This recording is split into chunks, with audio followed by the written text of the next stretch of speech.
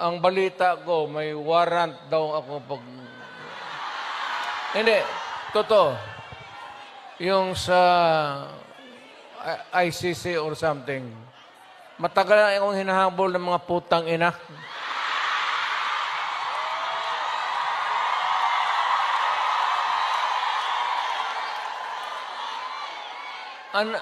Ano man ang kasalanan ko, na ginawa ko man ang lahat sa panahon ko para may kunting katahimikan at mapayapa ang buhay ng Pilipino. Ang problema nito,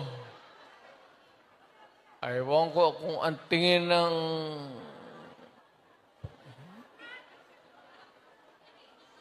ako'y raw yung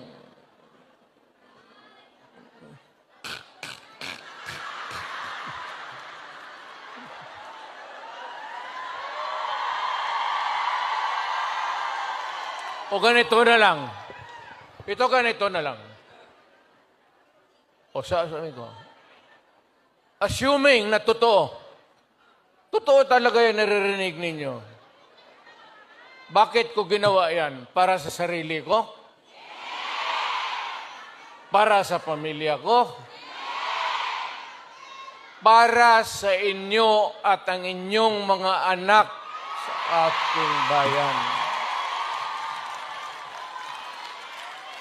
Kaya ako man,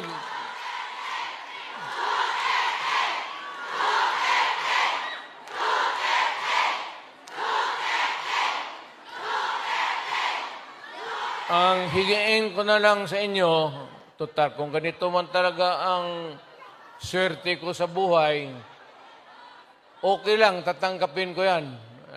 Wala tayong magawa hulihin tayo kung ikulong tayo. Kaya lang, meantime, mag-contribute kayo, baski $5, $10,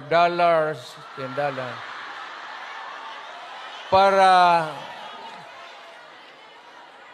paglabas ko sa presuhan, pagawaan ninyo akong monumento katabi ni Rizal. Si Rizal may hawak na libro